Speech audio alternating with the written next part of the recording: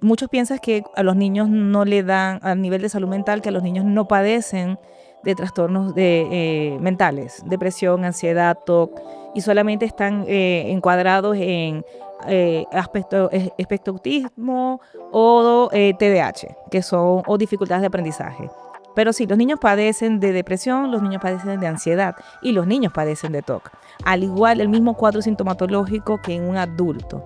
Afortunadamente tenemos más niños, y digo afortunadamente en el buen sentido de la palabra, porque significa que tenemos padres más de escucha activa a sus hijos y que los están entendiendo y los están buscando atención temprana. Entonces eso nos está incrementando la atención infantil, y digo que bueno, porque los voy a preparar desde temprano para que no sufran toda su vida. La parte infantil, el TOC, a veces manifiesta con mucha irritabilidad, o sea, o mucha tristeza o mucha rabia.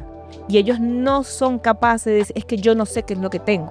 El ser humano tiene el 50% de padecer todo. El otro 50% de la balanza nos las da nuestra carga genética. He hablado con directores, con psicólogos, orientadores, con profesores, con tutores, y me dicen, ¿qué puedo hacer yo cuando el niño esté en crisis? Y les digo, esto es lo que no pueden hacer y esto es lo que tienen que hacer. Les doy estrategias para intervención en crisis. No le pueden dar terapia. En la escuela no le van a dar terapia. En la escuela van a dar contención e intervención en crisis.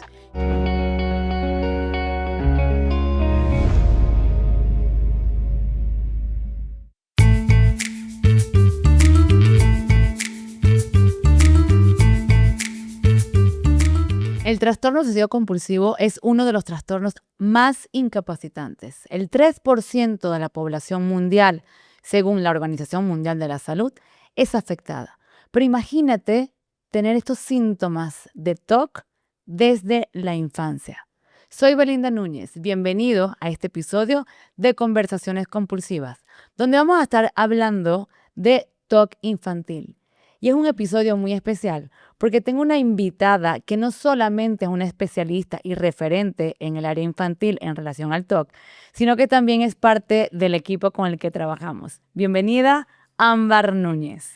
Hola, Adela, muchísimas gracias por la invitación y un placer para mí ser parte ya al fin de uno de los podcasts de Conversaciones Compulsivas. Sí, yo estaba pensando si te invitaba o no te invitaba. Todavía tenía muchas dudas en relación a eso. Que el viaje está un poquito largo. Mira, ahorita aquí entrando en el tema y que tú eres parte de nuestro equipo, es bien importante hablar de lo que es el TOC infantil. La gente piensa que las indicaciones o los síntomas TOC se da cuando estamos grandes.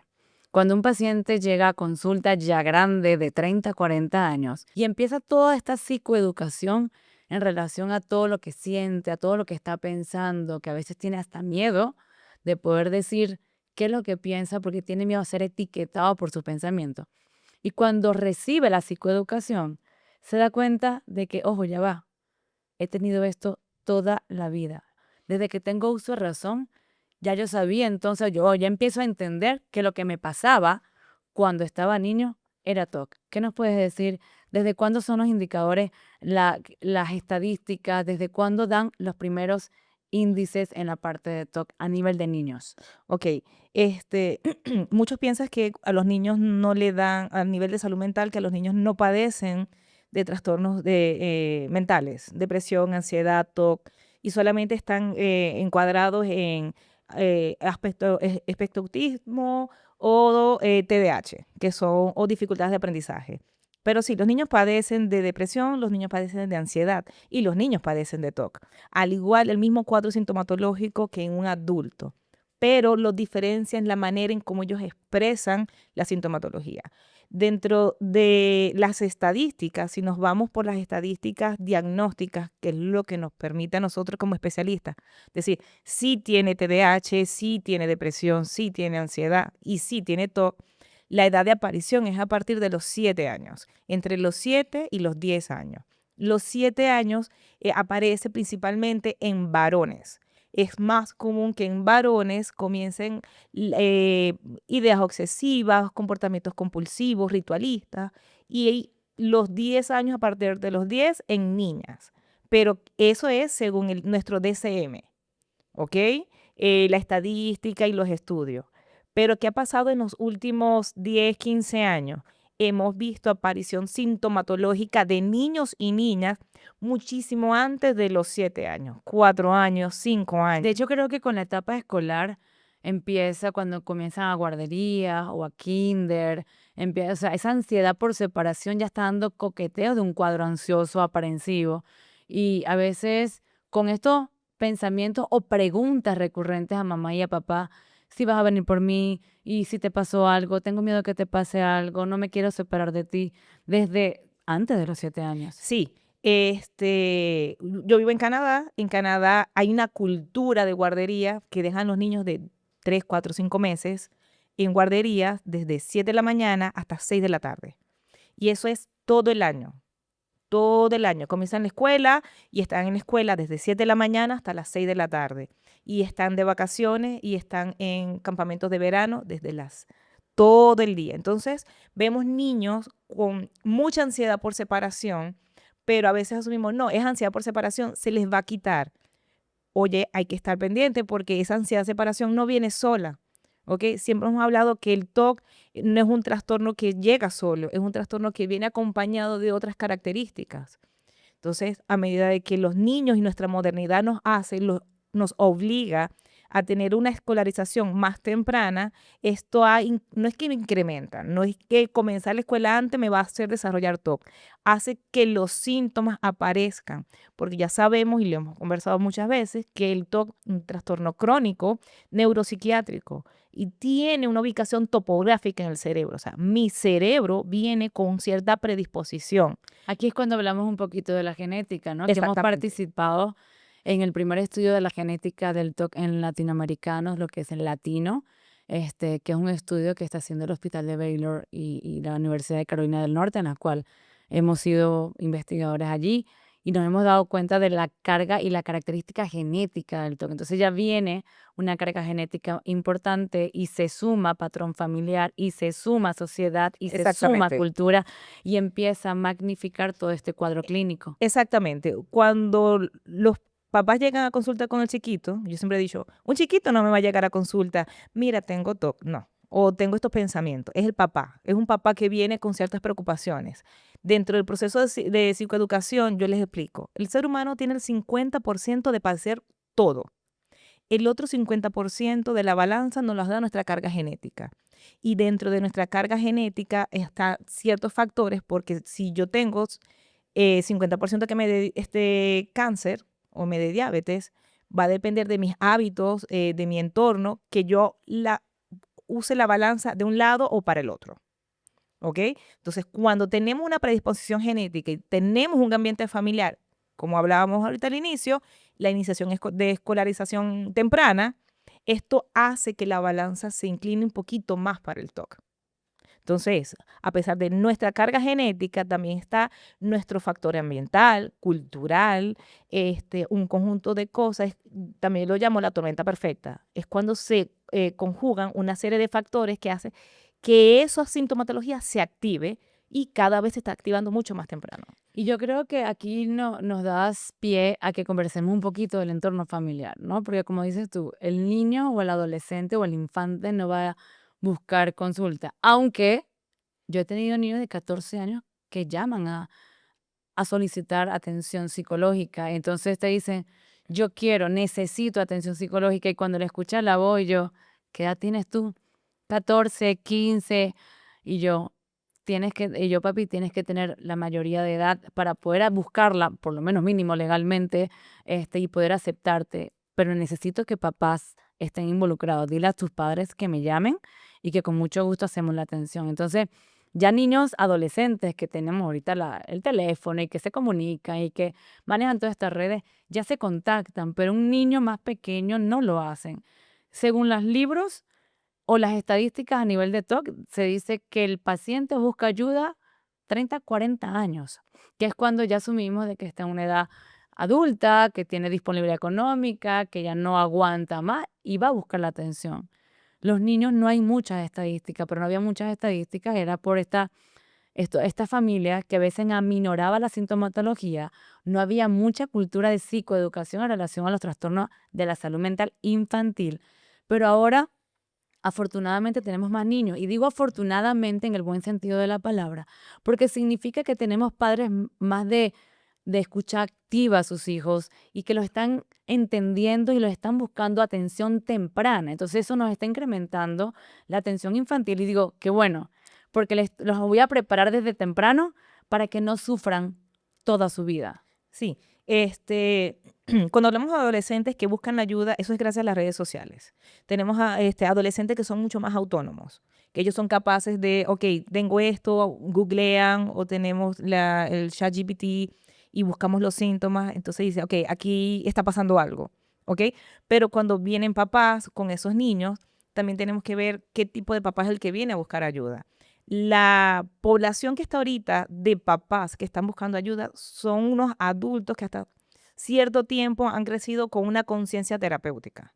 Entonces, dice, aquí está pasando algo, yo voy a ver qué es lo que tiene mi hijo.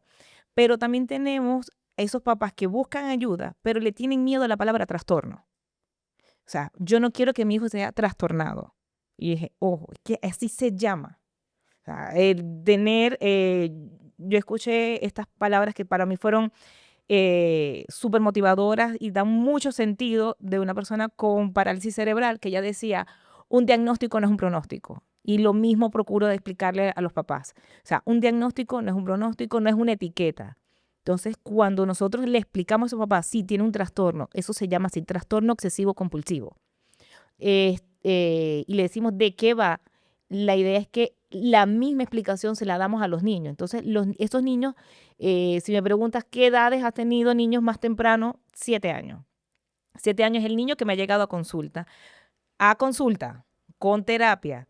¿Qué edades de niños me han consultado? Papás, mira, es que mi hijo tiene 4 y 5 años. Entonces, donde yo le digo, es que mi hijo tiene esto, ¿qué edad tiene? Porque también me tengo que ubicar en la edad biológica y evolutiva, donde hay comportamientos que son normales y otros comportamientos que son esperados. Entonces, yo explico comportamiento normal, comportamiento esperado, comportamiento dentro del Ahí, diagnóstico. ahí aclárame, ¿cuál sería un comportamiento normal que puede ser un miedo infantil, normativo dentro de un proceso de la evolución del niño y a un miedo TOC? Ok, para entender lo que es normal y lo que es esperado, se explica un poquito de estadística. Lo normal es lo que está dentro de la curva, que nos pasa a la mitad más uno de la población, o no nos pasa a la mitad más uno de la población. Eso es normal. ¿Qué es esperado? Es lo que está en el medio de la curva, que puede ser que pase y que no pase, pero no hay una incidencia. O sea, es esperado que yo manejando me pierda, pero no es normal que yo me pierda siempre. ¿Ok? Entonces, dentro de lo que es normal, en las primeras etapas de la infancia hay juegos que son lúdicos, que es o actividades lúdicas, que es una actividad lúdica, es aquella que me deja una enseñanza. Los niños pequeños entre 3 y 5 y 6 años tienen juegos que son normales. Organizar los carritos, todos en línea. Organizar las muñecas, todas por vestido. O quitarle la ropa a todas o vestirlas a todas. ¿Ok? Eso está entre lo normal. Es normal que las niñas jueguen juegos representativos o role-playing de una manera, no, tú te vas a poner aquí y tú te vas a poner allá, porque ellas están desarrollando su etapa psicosocial y de autonomía también emocional. Ahora, ¿dónde entra el TOC? Si me mueven los carritos en un comportamiento normal, el niño se enoja, el niño se molesta, pero se regula rápido y él lo acomoda. En el TOC, él no puede avanzar si los carritos no están exactamente iguales. Una conducta normal, yo siempre pongo, mis hijas van a ser geólogas. Todos los llegan del colegio con muchas piedras. Mami, esta piedra está hermosa, mami, esta piedra está espectacular. Ay, pero no es un trastorno de acumulación, no, porque es normal que ellas vean objetos en cualquier ambiente y los recolecten porque les gustó. ¿Qué hago yo? Todas las piedras las voy botando. A ellas se les olvidó que las piedras existían. Eso es un comportamiento entre lo normal. ¿Qué hace el niño con TOC? El niño con TOC ve las piedras, sabe cuántas piedras tiene, de qué forma están, si están lavadas, si no están lavadas, y las acomoda. Y si alguien se las toca, para él, a nivel emocional, empieza a tener mucha ansiedad. La parte infantil, el TOC, a veces manifiesta con mucha irritabilidad, Ujú. o sea, o mucha tristeza o mucha rabia. Y ellos no son capaces de decir, es que yo no sé qué es lo que tengo. Y hay que también diferenciar en no sé a no sé expresarlo. Entonces, allí son los primeros indicios de que no es normal y Es la, tampoco es esperado. es la interferencia en la vida diaria, es lo que decimos, ¿no? Y cuando el TOC va a la escuela. Hemos trabajado mucho y hemos hablado mucho del TOC infantil y cuando el TOC va a la escuela en relación a se mete con las tareas tienen que ser perfectas, el que puedo escribir o no puedo escribir, el que puedo estar leyendo y tengo que repetir porque no entendí muy bien o tengo que borro la tarea, arranco las hojas, hago ciertos rituales dentro de la escuela porque si no siento que algo puede pasar o lo estoy haciendo mal, no estoy perfecto, N cantidad, porque el TOC tiene una diversidad de pensamientos que puede aparecer el niño o el adolescente dentro de la escuela y afectar de manera significativa esta actividad. Ese ejemplo que pones, te voy a dar un ejemplo del normal y lo esperado. ¿Qué es lo normal? Que los niños, cuando comienzan la escuela, los cuadernos lindos, que si los plumones, los lápices, los borradores, sus cartucheras, el backpack, todo esté bonito. Y que no quieren que se le ensucien. ¿Qué pasa a mitad del año escolar? No saben dónde están los lápices, no saben dónde están los plumones, está todo sucio. Eso es normal. Que al inicio no lo quieran ensuciar, pero a medida que va avanzando, ya no hay tanta importancia. En un niño TOC, cuando el TOC lo acompaña a la escuela, porque el TOC te acompaña a la escuela, al trabajo, a las vacaciones, el TOC no te va a decir, ay, bueno, estás cansado, hoy te voy a dejar descansar de los No, todo pensamientos. lo contrario, estás cansado, te voy a molestar muchísimo Exacto. más. Entonces, para el niño durante todo el año escolar es una carga de tensión emocional tan grande porque él en su pensamiento es todo debe estar perfecto. Si hablamos de un TOC, o también hay que aclarar, si estamos hablando de un TOC o de orden y simetría, de orden y limpieza, ¿ok? De perfeccionismo. Entonces, ese acompañamiento es todo el tiempo y es en todo porque cuando el TOC va a la escuela, nosotros como especialistas tenemos que ver si la escuela es un activador. No, y ya te iba a comentar algo bien importante y discúlpame que te ataje rapidito, pero si no se me va la idea. Es que cuando entra el paciente o este niño o infante a consulta, obviamente la dinámica también de intervención es familiar, ¿ok? Pero ¿qué pasa en la escuela?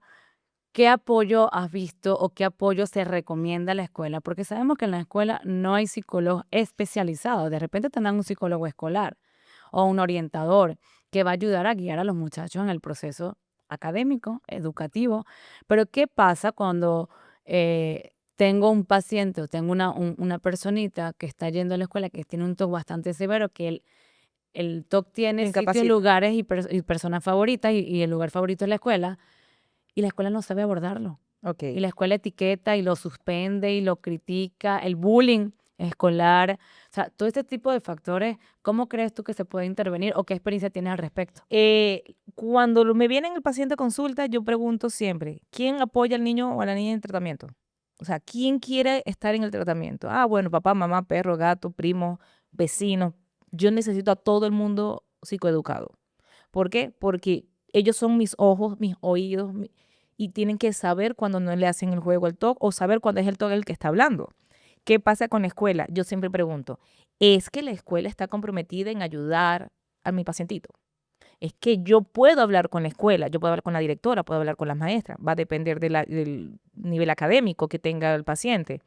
Entonces, ¿qué me ha pasado? Hay escuelas que no han querido conversar conmigo o instruirse un poquito. ¿Por qué? Porque nosotros no queremos aprender de eso. Palabras más, palabras menos. Pero tengo otras escuelas que he hablado con directores, con psicólogos, orientadores, con profesores, con tutores y me dicen, ¿qué puedo hacer yo cuando el niño está en crisis? Entonces, yo les doy una instrucción muy genérica, muy general de lo que es el TOC, de cómo funciona y hasta cierto punto de cómo funciona el TOC en ese niño en la escuela. Claro. Y les digo, esto es lo que no pueden hacer y esto es lo que tienen que hacer. Les doy estrategias para intervención en crisis. No le pueden dar terapia. En la escuela no le van a dar terapia. En la escuela van a dar contención e intervención en crisis. Bueno, esto soy muy yo, como me dijo una vez un paciente de Puerto Rico, el papá de un paciente de Puerto Rico, tú eres una psicóloga muy latina, tú eres una psicóloga muy mamá, porque a mí sí me gusta estar, acompañar a los pacientes y saber que ellos pueden contar conmigo. Y les doy mi número y les digo, si mi paciente tiene una crisis y tú no lo puedes contener, no me escribas, llámame, que yo sé que si me estás llamando del colegio es que algo está pasando, yo pongo en stand-by la sesión y yo atiendo. ¿Por qué? Porque esa es la idea. La idea es que la escuela se instruya, dar charlas. Creo que en todos estos años que he estado trabajando, una sola escuela me pidió dar una charla a toda la escuela vía Zoom de lo que era la salud mental y abarcamos varios trastornos. Como consecuencia positiva, muchos niños fueron después al psicólogo a decir, yo me siento de esta manera, yo me siento de esta otra, porque sí hay mucho bullying. Ahorita tengo un caso donde a una mamá le cuesta mucho hablar del diagnóstico de su hija, una niña súper brillante, hermosa, y me dice, dile que solamente es ansiedad. Y le digo, no, le tengo que decir que tiene TOC. Pero es que si ella lo dice en la escuela, se van a burlar. Y yo, bueno, tráeme a la escuela. Yo voy a instruir a la escuela y darle herramientas a esa maestra para que no se burlen. ¿Por qué? Porque la ansiedad se llama trastorno de ansiedad, pero estamos acostumbrados a llamarla ansiedad. Y el TOC es TOC, ¿por qué es TOC? Trastorno. Entonces ya como hablaba hace ratito, ya tenía la palabra trastorno, eso le iba a dar, está trastornada. Entonces, sí involucrar más, hay colegios que están más abiertos, otros no, va a depender de la cultura. Yo he tenido psicólogos escolares que me han escrito, tengo este caso, ¿cómo lo puedo abordar? ¿Qué pasa si se hace aquí? O se hace en otro ambiente. Tuve hace unos meses un caso de una salida escolar y el papá chaperón, un papá chaperón me llamó. Me dijeron, mira, me dijeron que tú eres la psicóloga de tal niño. Yo, sí, bueno, yo soy su chaperón. Si él entra en crisis, ¿qué tengo que hacer? Y la escuela fue muy diligente y puso de papá chaperón en ese grupo a un papá que es médico. Porque dijo, nada, o sea, voy a poner a alguien que tenga las herramientas. Entonces, eso es un campo que nosotros como especialistas estamos ganando un poquito más, pero todavía falta. Tiene que ver mucha psicoeducación. Muchísima. Y yo siento que hay un dicho que dice, necesitamos más personas que amen lo que hacen. Porque cuando amas lo que haces, en cualquier área que te estés desempeñando lo vas a hacer bien. Seas maestro, seas psicólogo, seas médico, seas plomero, albañil, lo que sea. Cuando amas lo que haces, es garantía de que lo vas a hacer bien. Y a nivel de salud mental infantil es bien complicado porque también peleamos con el estigma, como dices tú, de los papás. Tengo pena, tengo miedo de que sepan de que mi hijo o mi hija tiene algún diagnóstico. Cuando ya lo dijiste, un diagnóstico no es un pronóstico. Y yo siempre se lo he dicho, un pensamiento no me define al paciente. No soy mis pensamientos. Yo soy yo, tengo mis valores, mi creencia, mi cultura y el TOC ataca lo que más me importa. Y es muy diferente los pensamientos que se desarrollan en la edad infantil al pensamiento del adulto. Ya el adulto tiene un background de conocimiento, experiencia, vivencia, y el TOC se aprovecha todo de ellos, mientras que el niño va con lo que va viviendo en casa, sus figuras más representativas, ¿quiénes son? Mamá, papá, hermanos. Cuando ingresan al ciclo escolar, son los amiguitos, va a depender también de esta etapa evolutiva, de esos pensamientos concretos o abstractos, muy literarios, de que es así y va a pasar si mi mamá sale, se va a morir. Y yo no, por eso no quiero que ella salga. O si mi mamá sale y yo no hago ciertas cosas, algo le va a pasar. Algo malo le va a pasar. Entonces es que perpetuar un ritual porque no puedo poner en peligro la vida más importante, la persona más importante de mi vida que es mi hijo, ¿no? Entonces, ahorita vamos a empezar una dinámica que yo te voy a hacer unas preguntas y tú me vas a contestar sí o no, dependiendo de, y obviamente vamos a justificar la respuesta, ¿ok? Ok, Ok, uno de los primeros mitos que podamos tener como padres es si el TOC al crecer desaparece. ok, déjame ver, me encanta esto. La respuesta es no. Ok, justifica tu respuesta, por Oh, favor. claro que sí. Como hablaba hace rato, hay rasgos toquianos desde la infancia. Mis pacientes adultos, cuando le hago psicoeducación, me dice, entonces lo que yo hacía de pequeño era TOC, ok, ¿por qué? Y ahí yo le hago la pregunta y luego paciente, explícame por qué es TOC. Bueno, porque yo hacía esto y me generaba malestar y tenía que ser de manera perfecta. Tengo un caso de una paciente que decía, yo no usaba mis plumones porque se gastaban y se gastaban, eso estaba mal. Tenían que estar perfectos. ¿Y qué pasaba después? Se secaban. Y yo, ¿y nunca los usaste? No. ¿Cuál es mi posición con ella? Mientras estamos en sesión, ella ve cómo mis hijas usan todos los plumones de manera desorganizada y sin un ritual. Entonces, el TOC crece con nosotros, ¿ok? Lo que va creciendo y va cambiando, como hablamos hace rato, es el tipo de pensamiento. En la infancia, los más comunes no son únicos, son dos de contaminación, orden, simetría, supersticioso, mágico, ¿ok? Porque es el ambiente, es el entorno. Y como se le dice a los pacientes, vas creciendo, vas viviendo, vas aprendiendo y el TOC se va alimentando de esa información. Entonces, no, el TOC es crónico, la persona debe de aprender a vivir con él. Yo le digo a mis pacientes chiquitos, va a haber un momento que tú te vas a sentir bien del TOC, pero no te asustes si en algún momento tú regresas conmigo porque el TOC es diferente. Entonces, no. ¿Ok? Segundo mito que podamos tener con algunos de los padres es, ¿los niños con TOC solo son muy ordenados y perfeccionistas? No. No necesariamente, porque si hablamos de TOC de orden y de perfeccionismo, a veces para ellos es tan estresante, tan incapacitante hacer la perfección que son pueden ser muy desorganizados. Y los papás a veces no le entienden. O algunos especialistas no le entienden. ¿Cómo puedes tener un diagnóstico TOC y no ser organizado en tu ambiente? Entonces también hay que ver qué tipo de TOC es. El TOC no solamente es limpieza, el TOC no solamente es orden y simetría, ¿ok? El TOC es un sinfín de muchas cosas. Dentro de las compulsiones están las mentales, las motoras o las evitaciones.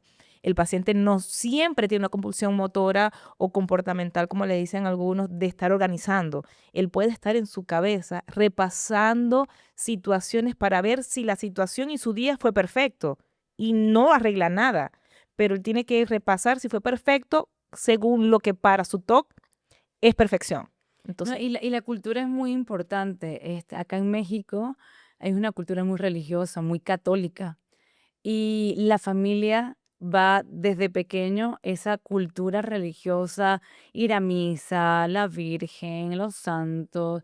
Entonces, está dentro de lo esperado que dentro de esta comunidad latina católica tengamos muchos pensamientos intrusivos de religión, religión sí. a nivel desde la infancia, y es rezar, y es pedirle a Dios, y es persinarte, y es la reverencia, y el miedo a ser castigado o ir al infierno Bueno, un, un- por esta cultura. un tip que yo puedo dar y que les digo a mis papás y, bueno, los cuidadores, a lo que es familia, para identificar las compulsiones mentales, es cuando tu chiquito tú lo llames y espérate un momento, y se perdió. Es que no me hace caso. No, no, no, no, no. Él te está haciendo caso, pero él está ahorita dentro de su compulsión mental y hasta que él no termine o cuando está aislado, es que él vive en su mundo. Sí y no, no es que está metido en su mundo, está metido en el pensamiento o en un pensamiento rumiante o en una compulsión y hasta que él no termine. Y eso no lo vemos. Entonces, el TOC no es solamente esas conductas que vemos. El TOC también son conductas que no vemos y nosotros como cuidadores, como terapeutas, como profesionales, como familia, tenemos que aprender a identificar con acciones, con gestos, con miradas, con ciertas cositas que es el TOC mostrándose, el TOC haciendo ruido. Ok. Como tercer mito tenemos, un niño con TOC puede controlar sus compulsiones si quiere, porque entonces venimos los papás y le decimos, es que él es así porque ya a él le gusta, o él no le echa ganas, o no quiere dejar de hacerlo. Ok, yo voy a decir sí y no. ¿Por qué sí y no? Ya les voy a Tal vez, explicar. hay que Sí, buscar un uno que maybe, diga un tal vez. maybe. Ajá. ¿Por qué? Porque sí se puede a nivel terapéutico cuando no hago la compulsión porque ya aprendí a tolerar mi malestar.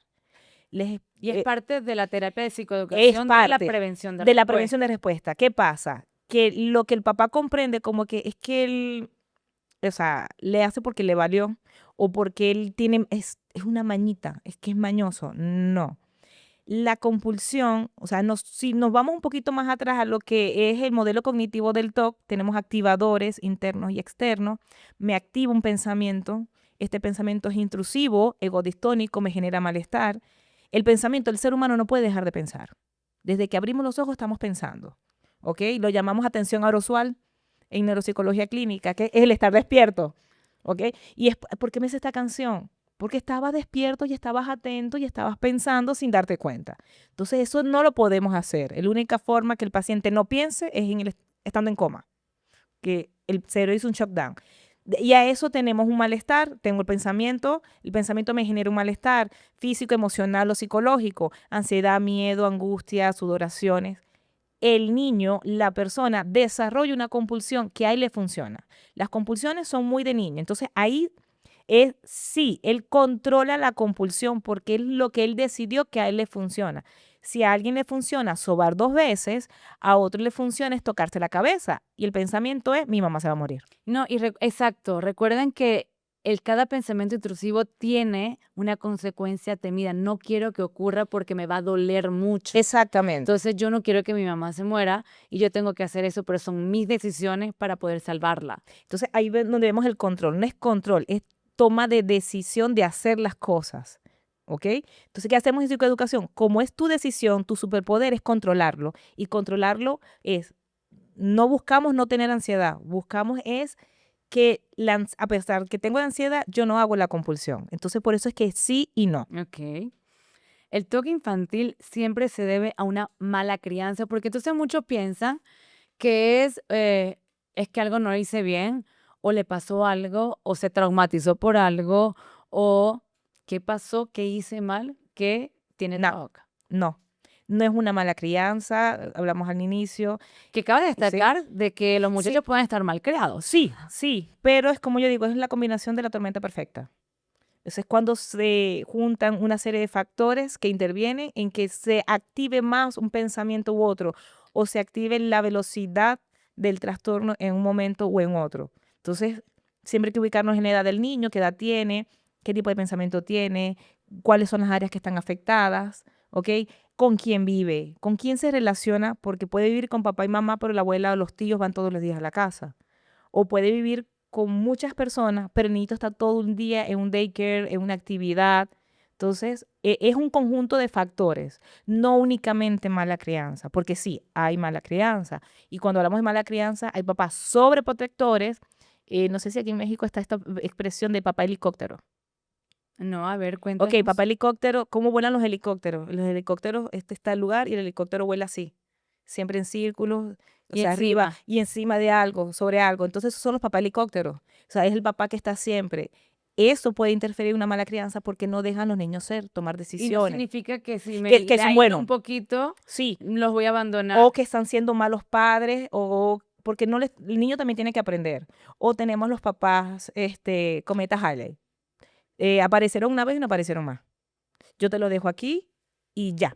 O que los papás que nunca aparecen, le dan las responsabilidades a otro. Entonces, o sea, no es únicamente Sí, mala es bien crianza. importante que aclaremos esto porque los padres empiezan a que nos empiezan a dar responsabilidades. Se portó mal, salió mal en la escuela y no, o sea, lo acusan con nosotros. Y yo, ok, no soy tu mamá, no soy su mamá, soy tu terapeuta. No puedo ni quiero reemplazar a mamá ni a papá.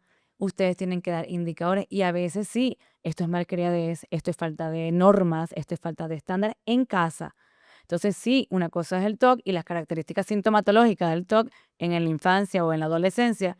Otra cosa es el niño malcriado, No, ¿ok? hace rato decías algo importante del niño de 14 años que llama a pedir atención. Tuve un paciente de 12 años que estoy checando medicación, papi, ¿cómo vas con la medicación? Ay, no me la he podido comprar. Y yo, ¿what? ¿Cómo que no te la has podido comprar?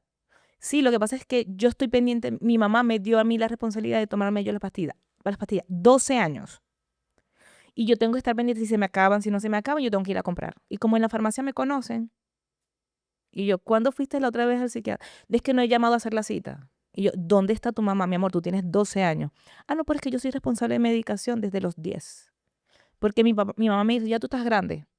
No, que cabe destacar que, que empezar a responsabilizar a los muchachos, bueno, pero Pero todavía no, no. todavía no. Y Y cuando bajo la condición de salud mental tampoco. y estamos hablando de psicofármacos, O sea, medicamentos no, que tienen la que verdad es tener mucha que regulación. totalmente. Tuve que llamar a la mamá, me decía, no, es que yo estoy muy ocupada. Y como ya él está grande, y yo, es lo que Ok, tiene es tamaño. me imagino que también la mandaste al psiquiatra. Sí, Ok.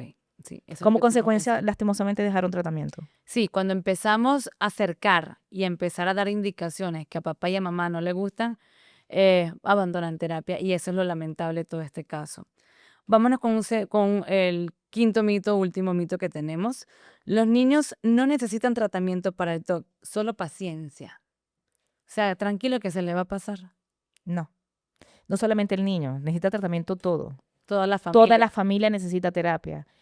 A veces los papás que están comprometidos bien, o sea, no esos extremos. Me dice, amor, me siento agotada, me siento presionada y a veces la sesión se la pongo a un lado si yo veo que el niño está estable en los primeros 5 o 10 minutos de la sesión y le digo, mi amor, hoy yo voy a hablar con mami, hoy yo voy a hablar con papi y mami. Y le doy la sesión de contención a los papás porque ellos también tienen que liberar, tienen que drenar el cómo se sienten. Entonces, no, las sesiones, el deber ser que cuando trabajamos con niños son sesiones con papás, sesiones con los niños, sesiones en conjunto o dependiendo de cómo va el paciente, la evolución y el tipo de trastorno, yo hago 50 y 50. Al inicio los papás, al final el niño o al contrario. ¿Por qué? Porque esto me permite a mí darle también contención y que los papás no se sientan solos. O sea, que ellos sepan que yo soy el terapeuta de el niño o de la niña, pero también soy el terapeuta de la familia. Y me dicen, "Ma, ¿por qué? Bueno, todo es plan con maña, porque a mí me interesa que él esté bien. Y si el entorno está bien, yo garantizo que él va a estar mejor. La verdad es que esto es un tema súper interesante y como para tener muchos episodios, lo que es solamente de TOC infantil. Y yo estoy súper complacida de haberte tenido aquí, porque Ujú. aparte, déjeme decirle que ella no solamente es mi colega, socia, sino que también es mi hermana, somos las hermanas Núñez. Y yo me quedo con toda esta plática de que la familia es muy importante, es un factor precipitante o predisponente para que nuestro pequeñín esté bien, que no solamente es llevarlo a terapia, pagar la consulta y comprarle la medicación, sino también involucrarse en el proceso de terapia, porque si no, no funciona. Esto no es un trabajo del terapeuta y el niño o el adolescente, sino es un trabajo en equipo y me parece muy importante que empecemos a psicoeducar a la escuela, a la familia, a todo el entorno, porque si no, no vamos a tener los resultados que queremos y lo que queremos es un adulto saludable y feliz y que no llegue a 40, 50, 60 años sufriendo porque simplemente familia no le supo dar atención. ¿Con qué te quedas tú con toda esta plática? De resumen, ¿qué nos puedes decir? Hay una oración que yo comienzo la mayor parte de mis charlas, cuando doy charlas a papás y cuando doy charlas a profesionales. A nuestros hijos hay que darle todos los días un poquito de tiempo, pero no de tiempo en cantidad, sino tiempo en calidad. No importa que sean 10 minutos, pero la calidad que esos 10 minutos sean buenas. Estar 24/7 con nuestros hijos no va a garantizar de que sean los mejores, que todo esté bien, que no les pase nada, pero no estar tampoco. Entonces hay que tener una calidad de tiempo, hay que escuchar a nuestros niños. Ellos cuando hablan, ellos cuando expresan, sí, pueden hacer a veces tonteras, pueden ser a veces es que no quiero, pero la escucha activa y saber filtrar lo que ellos nos dicen nos permite a nosotros saber si está pasando algo o si no está pasando algo. Es importante, si me preguntan o si les puedo regalar un tip, cuando nuestros niños nos lleguen con ciertos temas, no sea de TOC, sea temas sexuales, sea temas de abuso, es decirle de dónde aprendiste eso. ¿Dónde lo escuchaste? ¿Fue un TikTok? ¿Fue en YouTube? ¿En un short? ¿Fue un compañero? ¿En dónde? ¿O te pasó? O sí, ¿O para lo ver de dónde viviste? tienen la información. Por ejemplo, ¿de dónde vienen los niños? Ajá, pero ¿qué tú sabes de dónde vienen los niños? O sea, ver qué información manejan ellos para que tú no les des información que no necesitan, ¿ok? Para saber de dónde viene la información y tú la acomodas. Entonces, saber preguntar a nuestros hijos, no cuestionar, no etiquetar, ¿ok? Darle la oportunidad de expresarse y tenerle mucha paciencia, sí hay que tenerles paciencia. Empatía. Ser empático, y no ser empático solamente con el niño, ser empático y tener compasión con ellos mismos. Es un proceso largo que puede ser agotador en ciertos momentos, ¿ok? Los papás, mis papás, siempre tienen la opción de cualquier momento escribirme cuando se sienten abrumados por intentar hacer el acompañamiento. Entonces, calidad de tiempo, no es tiempo, es la calidad del tiempo, escucha activa, saber esperar y saber preguntar. y también conocer que si se rodean de los mejores especialistas, no tenerle miedo a la palabra trastorno, no tenerle miedo a la palabra Ni a la medicación, medicación. a la medicación, por eso somos hermanas. Porque voy a medicar a mi hijo, va a estar dopado. No, no, no, yo necesito la medicación. ¿Pueden hacer tratamiento sin medicación? Sí, pero En los casos. la requieren, sí. ¿Por qué? Porque la medicación me va a regular. Mi trabajo es quitar la medicación y después mi segundo trabajo es quitarme yo, porque la idea es que sean adultos funcionales, que crezcan de manera funcional. Entonces, no tenerle miedo a la medicación, no tenerle miedo al tratamiento, no tenerle miedo a las exposiciones. Pero es que es grotesco, es que su pensamiento es grotesco, es que es asqueroso, es que el pensamiento es asqueroso. Yo no puedo trabajar una exposición suave porque, ay, es que tiene 9 años. No, es que su pensamiento es así. Yo trabajo con el pensamiento del niño. Entonces, es como Entender la terapia. en comprender la terapia. Ujú. Tiempo, calidad de tiempo, escucha activa y mucha paciencia. De verdad, Ámbar, muchísimas gracias. Espero tenerte pronto por aquí. Sí, yo también, que no vengo mucho, pero feliz de la vida de volver a hacer una extensión de toque infantil. No, de verdad, muchísimas gracias. Y con esto concluimos este episodio de Conversaciones Compulsivas.